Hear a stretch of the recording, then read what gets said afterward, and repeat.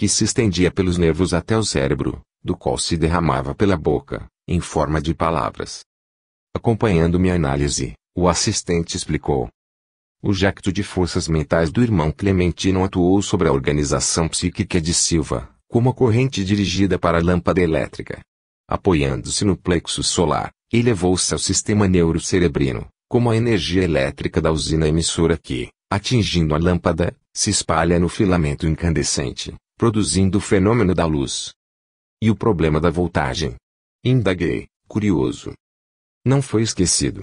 Clementino graduou o pensamento e a expressão, de acordo com a capacidade do nosso Raul e do ambiente que o cerca, ajustando-se-lhes as possibilidades, tanto quanto o técnico de eletricidade controla a projeção de energia, segundo a rede dos elementos receptivos. E sorrindo. Cada vaso recebe de conformidade com a estrutura que lhe é própria. Os confrontos de Aulo sugeriam belas indagações.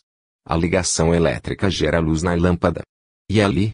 O contacto espiritual, de certo, segundo inferíamos, improvisava forças igualmente a se derramarem do cérebro e da boca de Silva, na feição de palavras e raios luminosos. O instrutor percebeu-nos a muda inquirição e apressou-se em aclarar. A lâmpada em cujo bojo se faz luz arroja de si mesma os fotônios que são elementos vivos da natureza a vibrarem no espaço físico, através dos movimentos que lhes são peculiares, e nossa alma, em cuja intimidade se processa a ideia irradiante, lança fora de seus princípios espirituais, condensados na força ponderável e múltipla do pensamento, princípios esses com que influímos no espaço mental. Os mundos atuam uns sobre os outros pelas irradiações que despedem e as almas influenciam-se mutuamente, por intermédio dos agentes mentais que produzem. A palavra serena e precisa do orientador compelia-nos à meditação, embora rápida. Os claros apontamentos, em torno da energia mental, conduziam-me a preciosas reflexões. Então, o pensamento não escapava às realidades do mundo corpuscular, ponderei de mim para comigo. Assim como possuímos na Terra valiosas observações alusivas à química da matéria densa, relacionando-lhe as unidades atômicas, o campo da mente oferecia largas ensanchas ao estudo de suas combinações. Pensamentos de crueldade, revolta, tristeza, amor, compreensão, esperança ou alegria teriam natureza diferenciada, com característicos e pesos próprios, adensando a alma ou sutilizando-a, além de lhe definirem as qualidades magnéticas. A onda mental possuiria determinados coeficientes de força na concentração silenciosa, no verbo exteriorizado ou na palavra escrita. Compreendia, desse modo, mais uma vez, e sem qualquer obscuridade, que somos naturalmente vítimas ou beneficiários de nossas próprias criações, segundo as correntes mentais que projetamos, escravizando-nos a compromissos com a retaguarda de nossas experiências ou libertando-nos para a vanguarda do progresso, conforme nossas deliberações e atividades, em harmonia ou em desarmonia com as leis eternas. O solilóquio, porém, não devia alongar-se. Nosso orientador, atento aos objetivos de nossa permanência na casa, chamou-me a novas observações. Repararam na comunhão entre Clementino e Silva, no momento da prece. E, ante a nossa expectação de aprendizes, continuou. Vimos aqui o fenômeno da perfeita assimilação de correntes mentais que preside habitualmente a quase todos os fatos mediúnicos. Para clareza de raciocínio, comparemos a organização de Silva, nosso companheiro encarnado, a um aparelho receptor, quais os que conhecemos na Terra, nos domínios da radiofonia. A emissão mental de Clementino, condensando-lhe o pensamento e a vontade, envolve Raul Silva em profusão de raios que lhe alcançam o campo interior, primeiramente pelos poros, que são miríades de antenas sobre as quais essa emissão adquire o aspecto de impressões fracas e indecisas. Essas impressões apoiam-se nos centros do corpo espiritual, que funcionam à guisa de condensadores, atingem, de imediato, os cabos do sistema nervoso, a desempenharem o papel de preciosas bobinas de indução, acumulando-se aí num átimo e reconstituindo-se, automaticamente, no cérebro, onde possuímos centenas de centros motores, semelhante a milagroso teclado de eletroímãs, ligados uns aos outros e em cujos fulcros dinâmicos se processam as ações e as reações mentais, que determinam vibrações criativas, através do pensamento ou da palavra, considerando-se o encéfalo como poderosa estação emissora e receptora e a boca por valioso alto-falante. Tais estímulos se expressam ainda pelo mecanismo das mãos e dos pés ou pelas impressões dos sentidos e dos órgãos, que trabalham na feição de guindastes e condutores, transformadores e analistas, sob comando direto da mente. A elucidação não podia ser mais simples, contudo oferecia oportunidade a mais amplas indagações. Temos então aqui a técnica do próprio pensamento? Perguntou Hilário, com interesse. Não tanto, adiantou o interlocutor traço. O pensamento que nos é exclusivo flui incessantemente de nosso campo cerebral, tanto quanto as ondas magnéticas e caloríficas que nos são particulares, e usamo-lo normalmente, acionando os recursos de que dispomos. Não será, porém, tão fácil estabelecer a diferença entre a criação mental que nos pertence e daquela que se nos incorpora à cabeça, ponderou meu colega intrigado. Sua afirmativa carece de base, exclamou o assistente.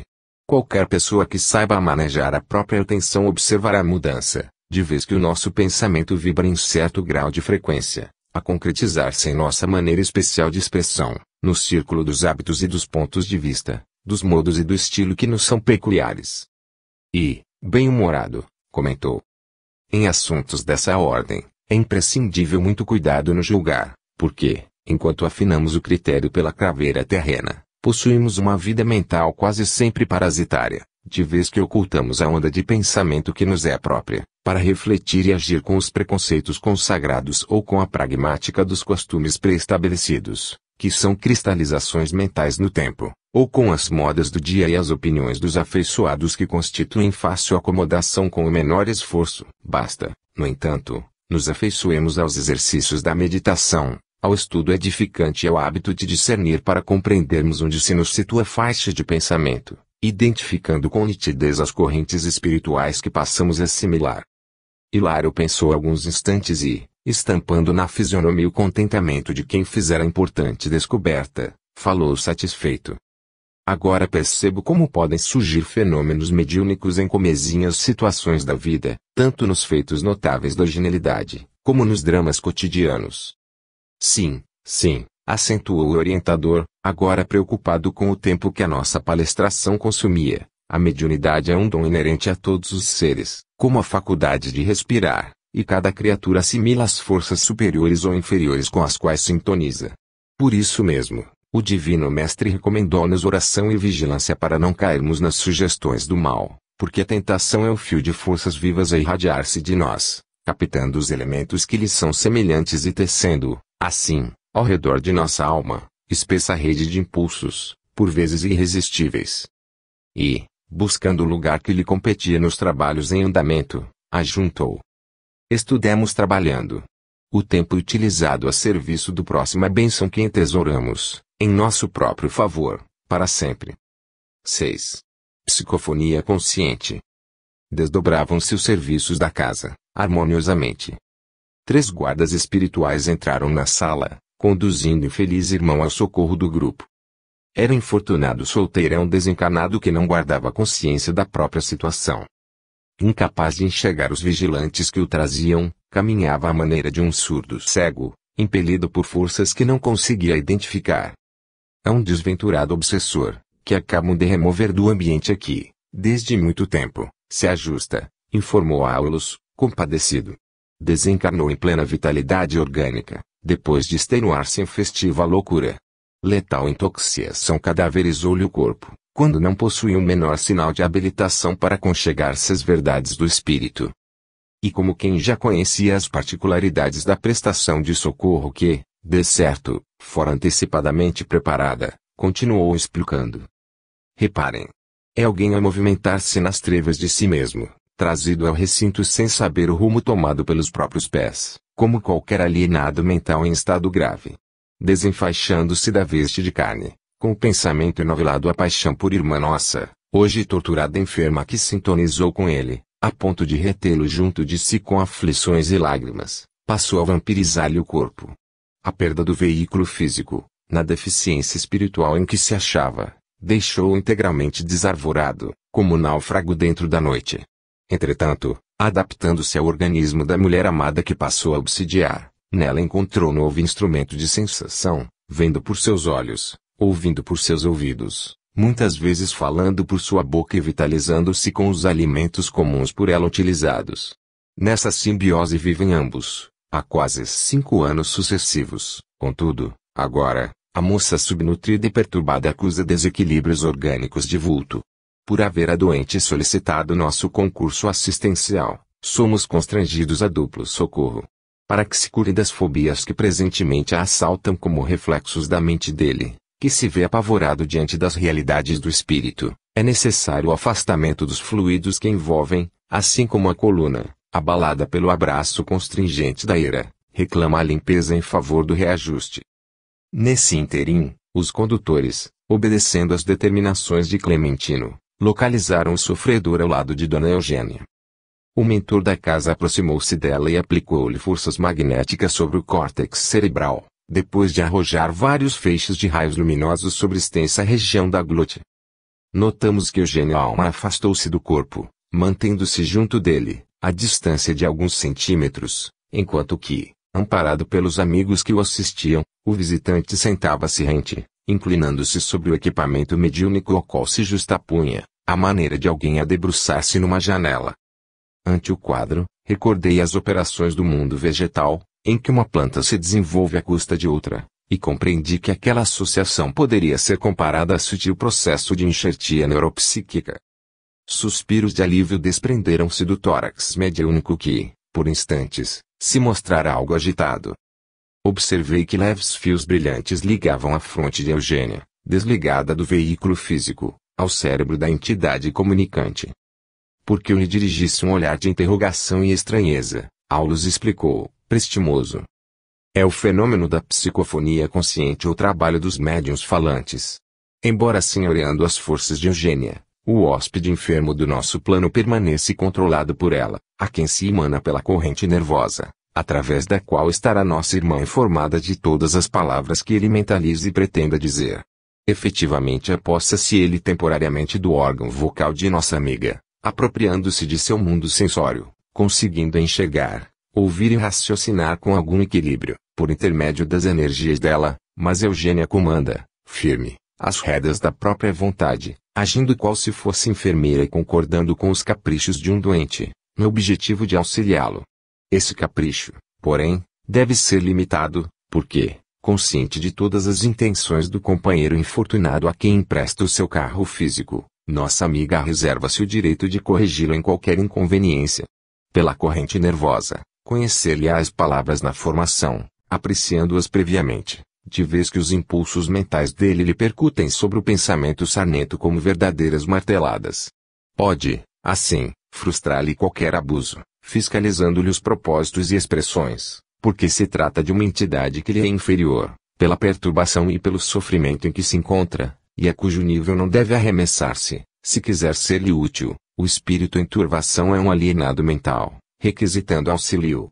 Nas sessões de caridade, qual a que presenciamos, o primeiro socorrista é o médium que o recebe, mas, se esse socorrista cai no padrão vibratório do necessitado que lhe roga a serviço, há pouca esperança no amparo eficiente. O médium, pois, quando integrado nas responsabilidades que esposa, tem o dever de colaborar na preservação da ordem e da respeitabilidade na obra de assistência aos desencarnados, permitindo-lhes a livre manifestação apenas até o ponto em que essa manifestação não colida com a harmonia necessária ao conjunto e com a dignidade imprescindível ao recinto.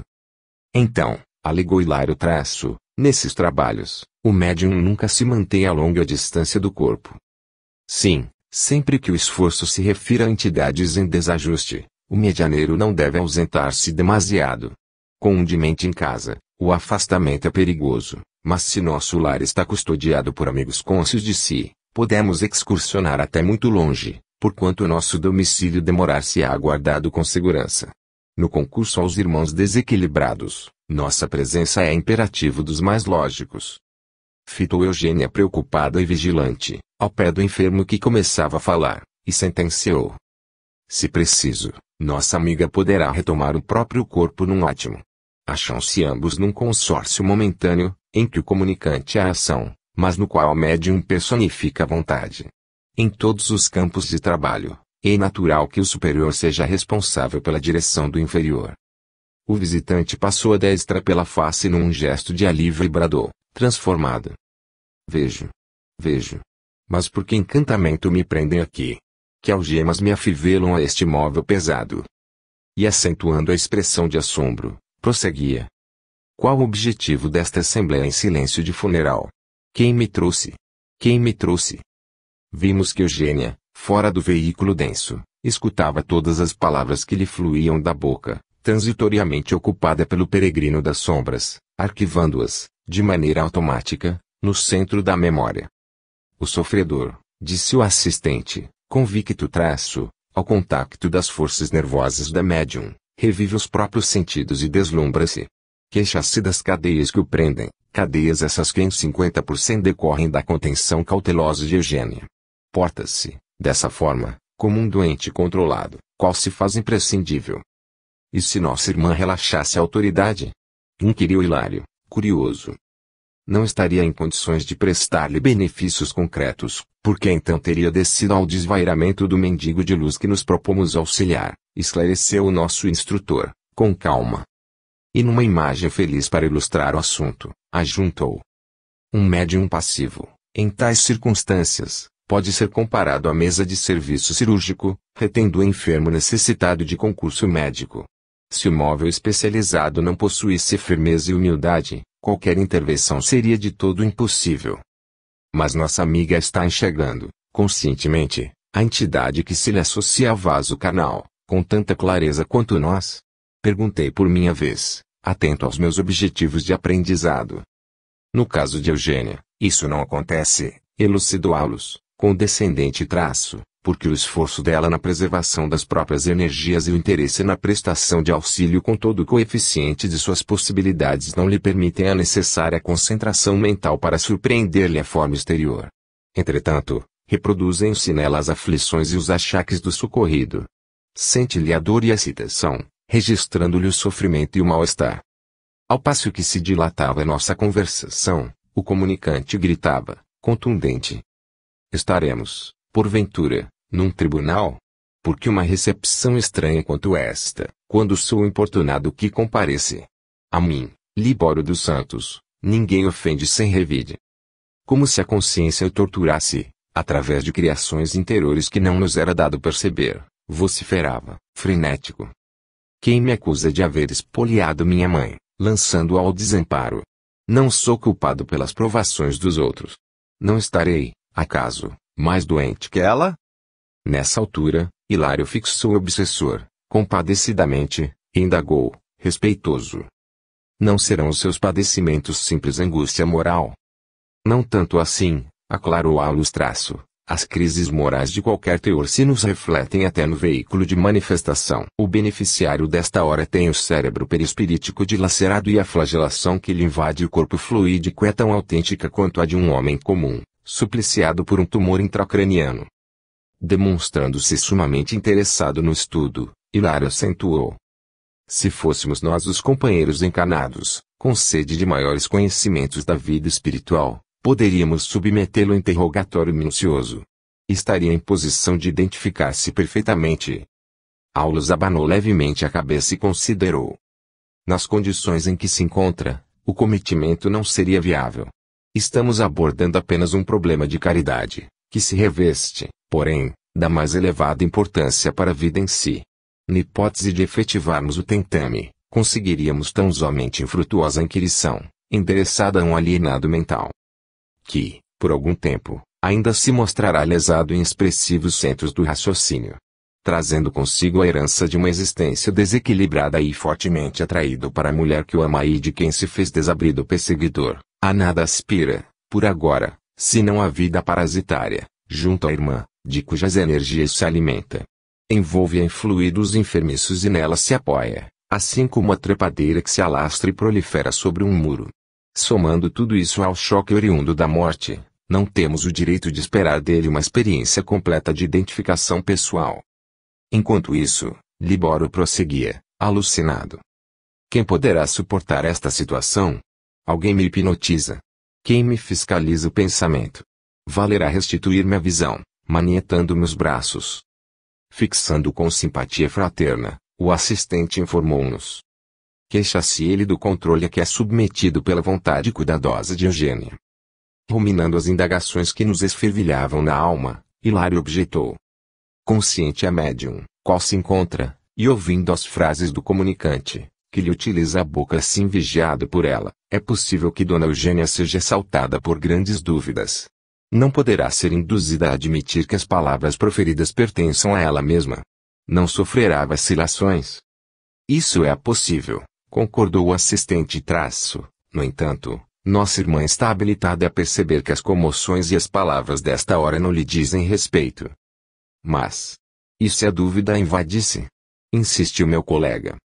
Então, disse Aulus, cortês traço, emitiria da própria mente positiva recusa, expulsando o comunicante e anulando preciosa oportunidade de serviço. A dúvida, nesse caso, seria congelante faixa de forças negativas. Todavia, porque Raul Silva iniciara a conversação com o hóspede revoltado, o orientador amigo convidou-nos a melhor observar. 7. Socorro espiritual. Sob a influência de Clementino, que o envolvia inteiramente, Silva levantara-se e dirigia-se ao comunicante com bondade. Meu amigo, tenhamos calma e roguemos o amparo divino. Estou doente, desesperado. Sim, todos somos enfermos, mas não nos cabe perder a confiança. Somos filhos de nosso Pai Celestial que é sempre pródigo de amor. É padre? Não. Sou seu irmão. Mentira. Nem o conheço, somos uma só família, à frente de Deus. O interlocutor conturbado riu-se irônico e acentuou, deve ser algum sacerdote fanatizado para conversar nestes termos. A paciência do doutrinador sensibilizava-nos.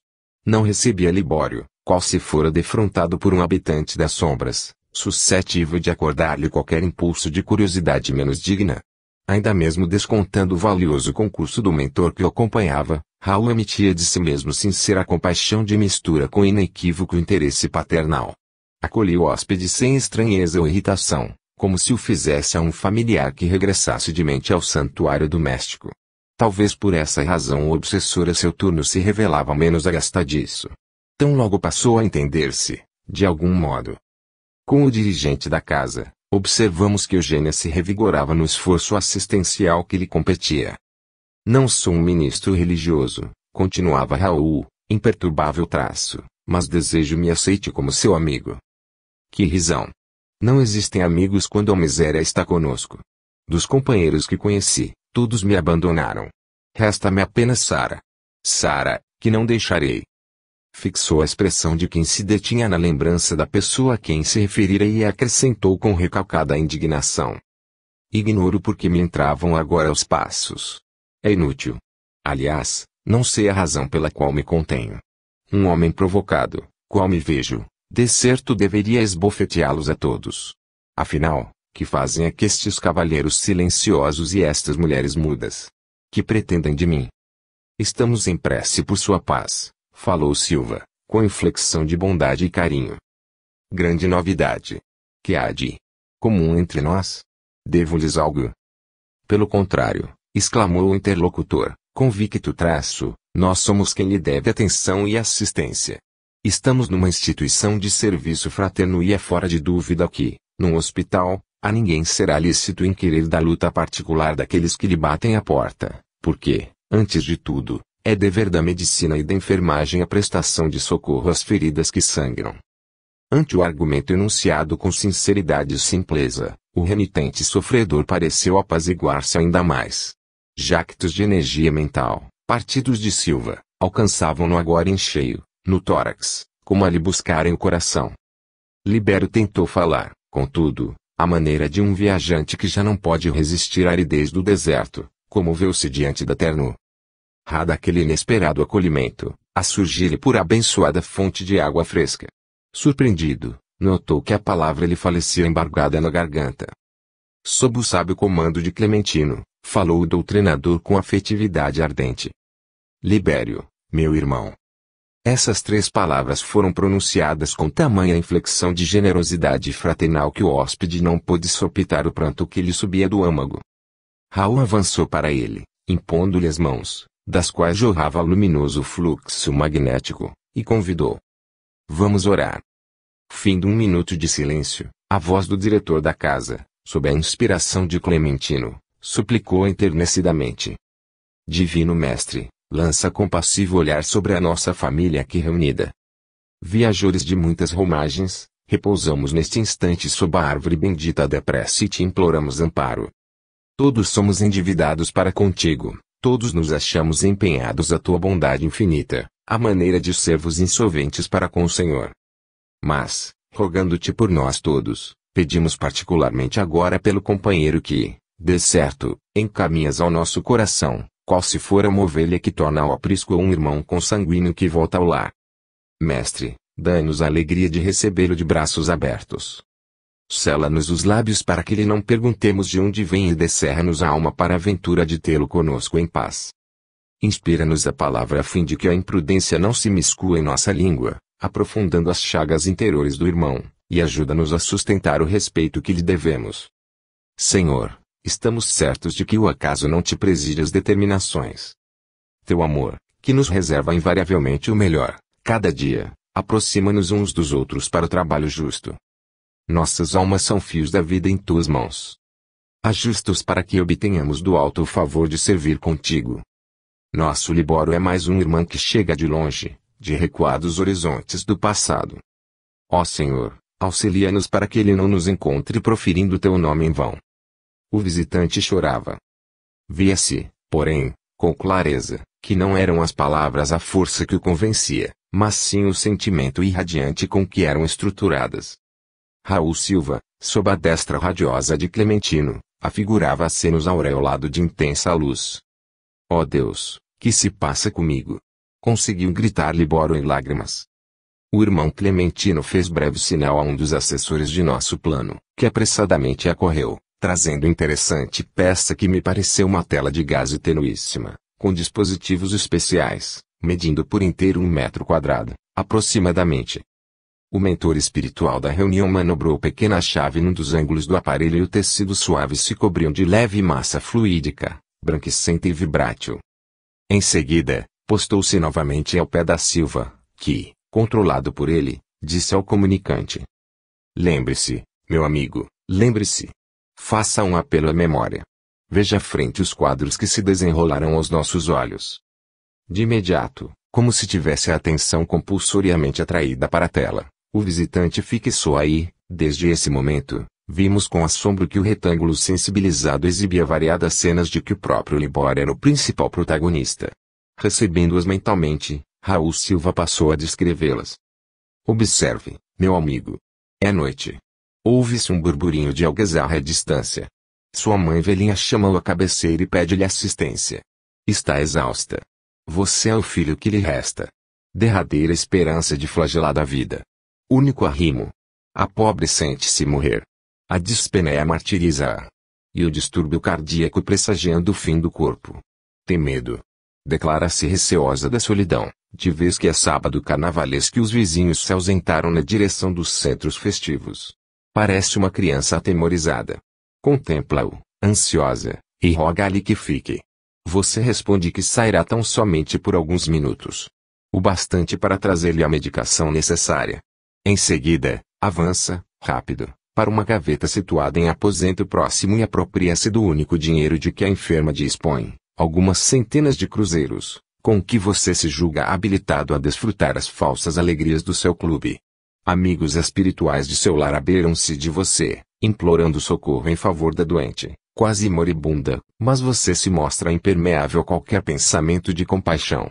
Dirige algumas palavras apressadas à enferma e sai para a rua. Em plena via pública, imanta-se aos indesejáveis companheiros desencarnados com os quais se afina. Entidades turbulentas, hipnotizadas pelo vício, com as quais você se arrasta ao prazer. Por 3 dias e 4 noites consecutivos, entrega-se à loucura, com esquecimento de todas as obrigações. Somente na madrugada de quarta-feira você volta estafado e semi-inconsciente. A velhinha, socorrida por braços anônimos, não o reconhece mais. Aguarda, resignadamente, a morte, enquanto você se encaminha para um quarto dos fundos, na expectativa de conseguir um banho que o auxilie a refazer-se. Abre o gás e senta-se por alguns minutos, experimentando a cabeça entontecida. O corpo exige descanso, depois da louca folia. A fadiga surge, insopitável. Desapercebe-se de si mesmo e dorme semi-embriagado, perdendo a existência, porque as emanações tóxicas lhe cadaverizam o corpo. Na manhã clara de sol, um rabecão leva ao necrotério, como simples suicida. Nessa altura, o interlocutor, como se voltasse de um pesadelo, bradou desesperado. Oh! Esta é a verdade. A verdade. Onde está minha casa? Sara, Sara, quero minha mãe, minha mãe. Acalme-se, recomendou Raul, compadecido, nunca nos faltará o socorro divino. Seu lar, meu amigo, cerrou-se com os seus olhos de carne e sua genitora, de outras esferas, lhe estende os braços amorosos e santificantes. O comunicante, vencido, caiu em lágrimas. Tão grande lhe surgiu a crise emotiva que o mentor espiritual do grupo se apressou a desligá-lo do equipamento mediúnico, entregando-o aos vigilantes para que fosse convenientemente abrigado em organização próxima. Libório, em fundo processo de transformação, afastou-se, tornando Eugênia à posição normal.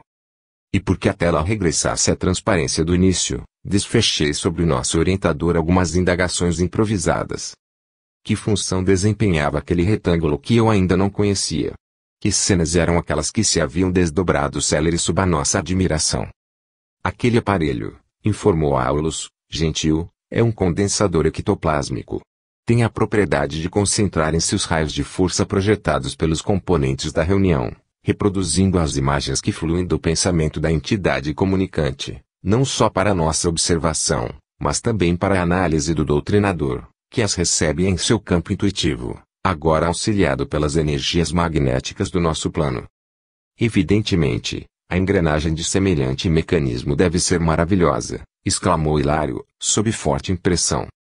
Nada de espanto, alegou o orientador traço. O hóspede espiritual apenas contempla os reflexos da mente de si mesmo, a maneira de pessoa que se examina, através de um espelho.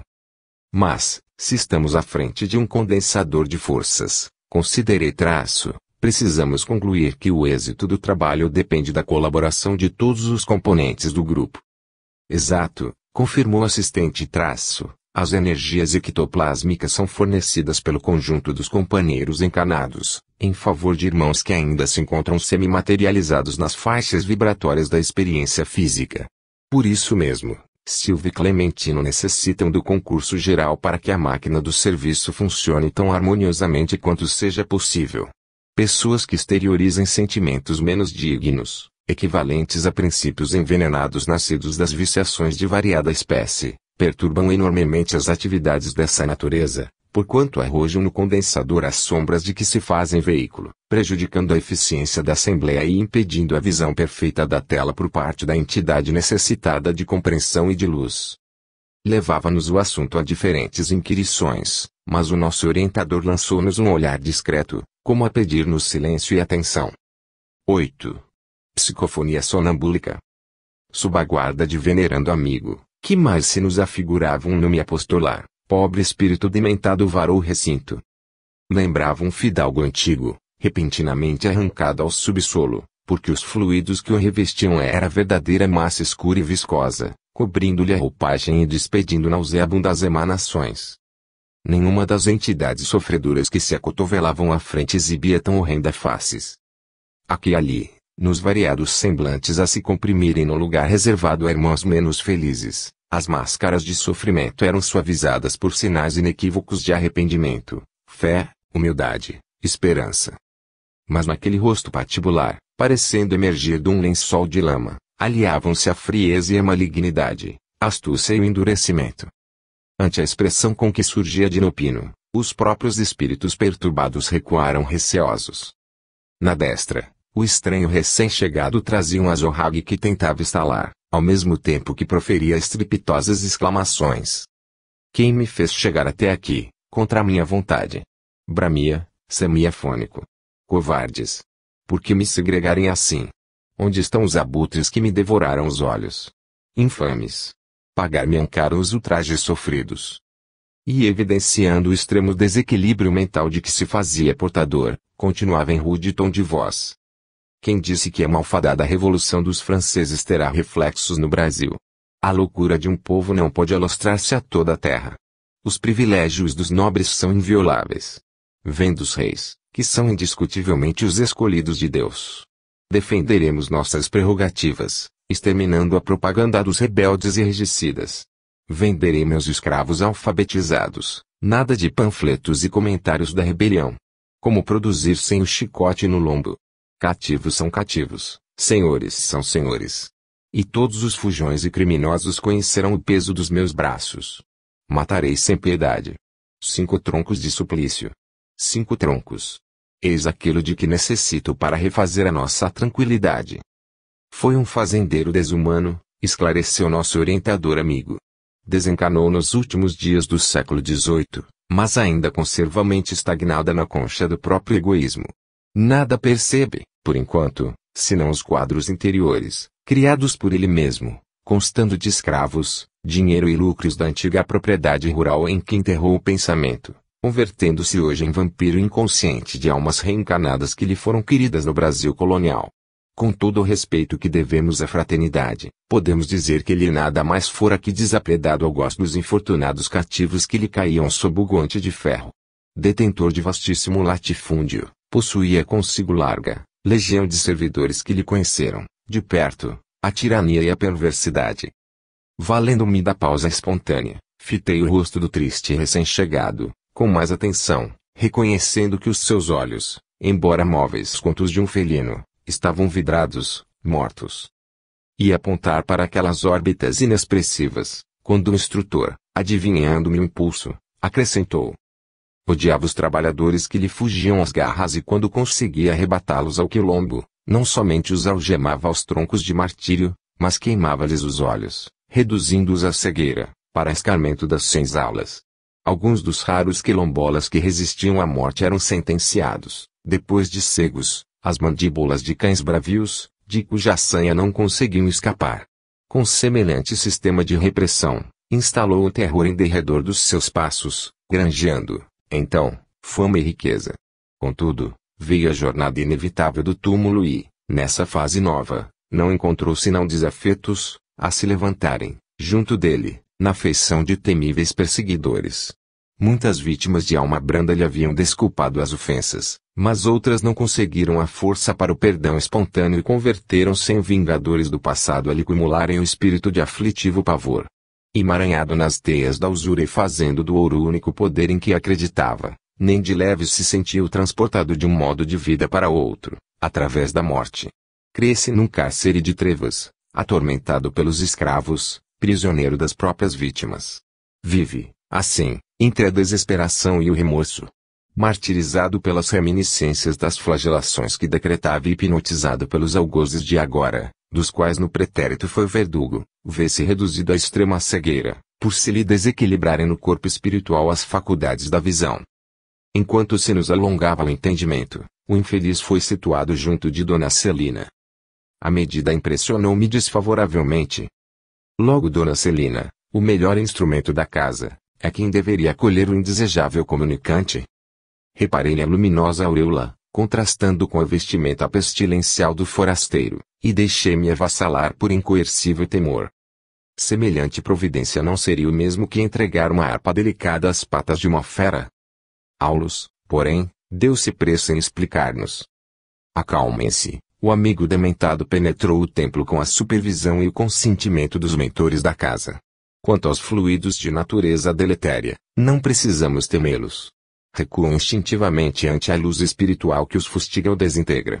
É por isso que cada médium possui ambiente próprio e cada assembleia se caracteriza por uma corrente magnética particular de preservação e defesa. Nuvens infecciosas da Terra são diariamente extintas ou combatidas pelas irradiações solares, e formações fluídicas, inquietantes, a todo momento são aniquiladas ou varridas do planeta pelas energias superiores do espírito. Os raios luminosos da mente orientada para o bem incidem sobre as construções do mal, à feição de descargas elétricas. E, compreendendo-se que mais ajuda aquele que mais pode, nossa irmã Celina é a companheira ideal para o auxílio desta hora. Indicando-a, exclamou: observemos. A médium desvencilhou-se do corpo físico, como alguém que se entregava a sono profundo, e conduziu consigo a aura brilhante de que se coroava. Clementino não teve necessidade de socorrê-la.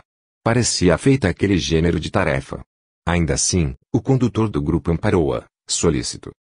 A nobre senhora fitou o desesperado visitante com manifesta simpatia e abriu-lhe os braços, auxiliando-o a senhorear o veículo físico, então em sombra. Qual se for atraído por vigoroso ímã, o sofredor arrojou-se sobre a organização física da médium, colando-se a ela, instintivamente. Auxiliado pelo guardião que o trazia, sentou-se com dificuldade, afigurando-se intensivamente ligado ao cérebro mediúnico. Se Eugênia revelara-se benemérita enfermeira, Dona Celina surgia aos nossos olhos por abnegada mãezinha, tal a devoção afetiva para com o hóspede infortunado. Dela partiam fios brilhantes a envolvê-lo inteiramente e o recém-chegado, em vista disso, não obstante senhor de si, demonstrava-se criteriosamente controlado. Assemelhava-se a um peixe em furiosa reação, entre os estreitos limites de um recipiente que, em vão, procurava dilacerar. Projetava-de estiletes de treva, que se fundiam na luz com que Celina alma o rodeava, dedicada. Tentava gritar impropérios, mas debaúde. A médium era um instrumento passivo no exterior, entretanto, nas profundezas do ser, mostrava as qualidades morais positivas que lhe eram conquista inalienável, impedindo aquele irmão de qualquer manifestação menos digna. Eu sou José Maria, clamava o visitante, irritadíssimo, enfileirando outros nomes com evidente intuito de lançar importâncias sobre a sua origem. Amontoava reclamações, deitava reprimendas e revoltava-se exasperado. Contudo, percebi que não usava palavras semelhantes às que proferira junto de nós.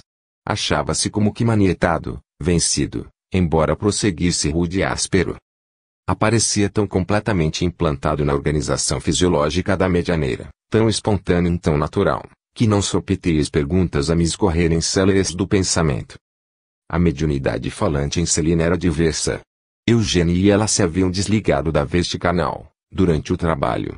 Porque a primeira se mantivera preocupada, qual enfermeira inquieta, enquanto que a segunda parecia devotada tutora do irmão dementado, seguindo-o com cuidados de mãe. Porque numa delas a expectação atormentada e na outra a serena confiança. Desculpando-nos a condição de aprendizes, Aulus passou a esclarecer-nos, enquanto Clementino e Raul Silva amparavam o comunicante, através de orações e frases renovadoras de incentivo ao bem. Celina, explicou, bondoso, é sonâmbula perfeita. A psicofonia, em seu caso, se processa sem necessidade de ligação da corrente nervosa do cérebro mediúnico à mente do hóspede que o ocupa. A espontaneidade dela é tamanha na cessão de seus recursos às entidades necessitadas de socorro e carinho, que não tem qualquer dificuldade para desligar-se de maneira automática do campo sensório, perdendo provisoriamente o contacto com os centros motores da vida cerebral. Sua posição medianímica é de extrema passividade. Por isso mesmo, revela-se o comunicante mais seguro de si, na exteriorização da própria personalidade. Isso, porém, não indica que a nossa irmã deve estar ausente ou irresponsável. Junto do corpo que lhe pertence, age na condição de mãe generosa, auxiliando o sofredor que por ela se exprime qual se fora frágil protegido de sua bondade. Atraiu a si, exercendo um sacrifício voluntário, que lhe é doce ao coração fraterno, e José Maria, desvairado e desditoso, imensamente inferior a ela, não lhe pôde resistir. Permanece, assim, agressivo tanto quanto é, mas vê-se controlado em suas menores expressões, porque a mente superior subordina na que se lhe situam a retaguarda, nos domínios do espírito. É por essa razão que o hóspede experimenta com rigor o domínio afetuoso da missionária que lhe dispensa amparo assistencial. Impelido a obedecer-lhe, recebe-lhe as energias mentais constringentes que o obrigam a sustentar-se em respeitosa atitude, não obstante revoltado como se encontra. Diante da pausa que se fazia natural, reparamos que Silva conseguia franco progresso na doutrinação. O ex-tirano rural começava a assimilar algumas restes de luz. Hilário, contudo, provocou a continuidade da lição, perguntando. Embora seja preciosa auxiliar, como vemos, não se lembrará a Dona Celina das palavras que o visitante pronuncia por seu intermédio. Se quiser, poderá recordá-las com esforço, mas na situação em que se reconhece, não vê qualquer vantagem na retenção dos apontamentos que ouve. Indubitavelmente, ponderou meu colega, observamos singular diferença entre as duas médiums que caíram em transe. Tenho a ideia de que, na psicofonia consciente, Dona Eugênia exercia um controle mais direto sobre o hóspede que lhe utilizava os recursos, ao passo que Dona Celina, embora vigiando o companheiro que se comunica, deixa-o mais à vontade, mais livre. Caso não fosse Dona Celina trabalhadora hábil, capaz de intervir a tempo, em qualquer circunstância menos agradável, não seria de preferir as faculdades de Dona Eugênia. Sim, Hilário, você tem razão. O sonambulismo puro, quando em mãos desavisadas, pode produzir belos fenômenos, mas é menos útil na construção espiritual do bem. A psicofonia inconsciente, naqueles que não possuem méritos morais suficientes à própria defesa, pode levar à possessão, sempre nociva, e que, por isso, apenas se evidencia integral nos obsessos que se renderam às forças vampirizantes. Hilário refletiu um momento e tornou a considerar. Aqui, vemos a médium fora do vaso físico, dominando mentalmente a entidade que lhe é inferior. Mas, e se fosse o contrário?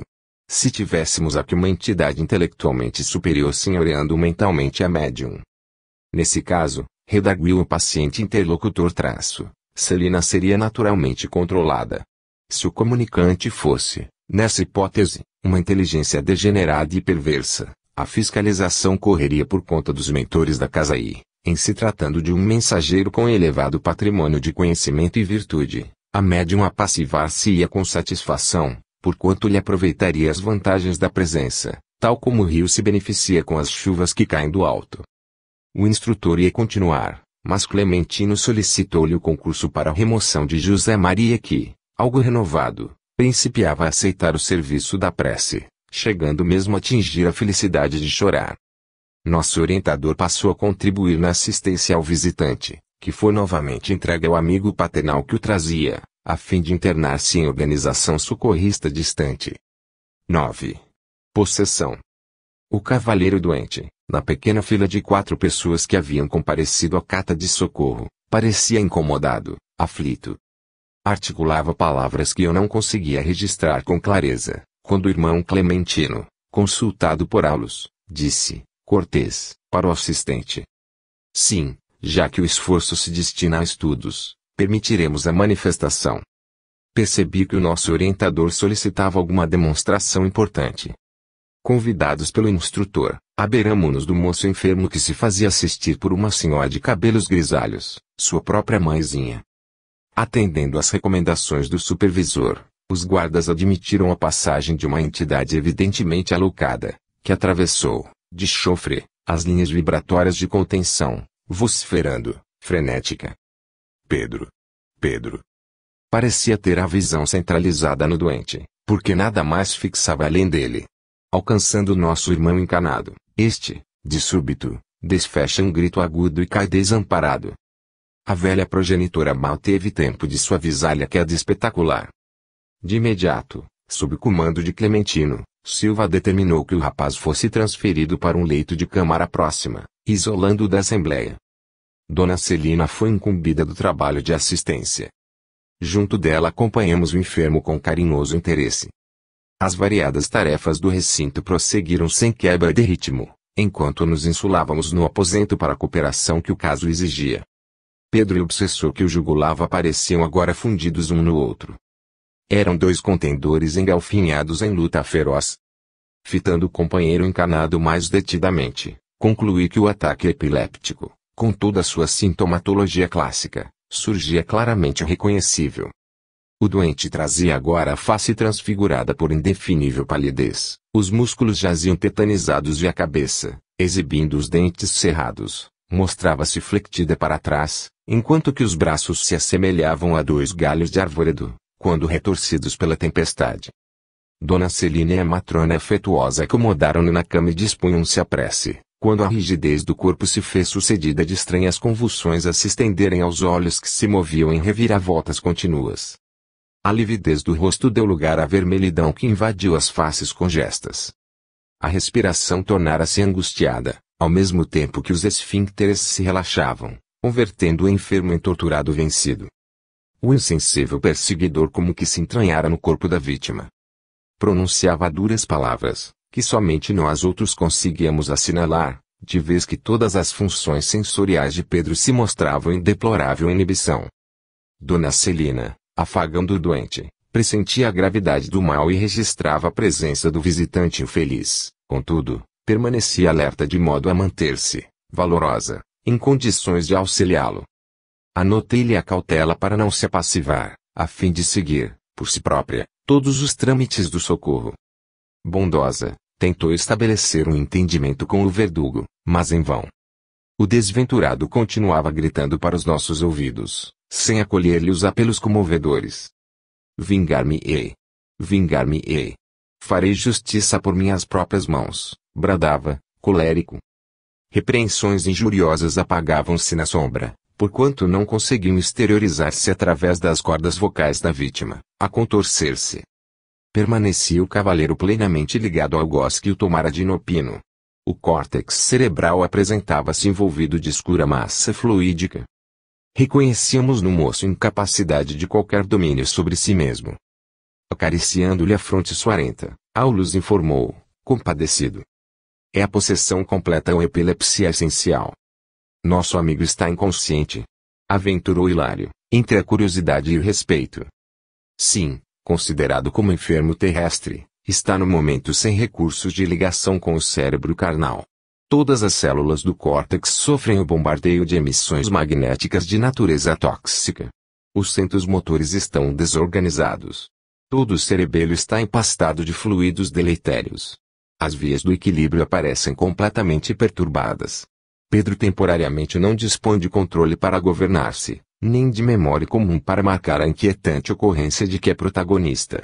Isso, porém, acontece no setor da forma de matéria densa, porque, em espírito, está arquivando todas as particularidades da situação em que se encontra, de modo a enriquecer o patrimônio das próprias experiências. Fitei, sensibilizado, o quadro triste e perguntei, com objetivo de estudo. De vez que nos achamos defrontados por um encanado e por um desencanado, jungidos um ao outro, não obstante a dolorosa condição de sofrimento em que se caracterizam, será lícito considerar o fato sob nosso exame como sendo um transe mediúnico. Embora ativo na tarefa assistencial, o instrutor respondeu.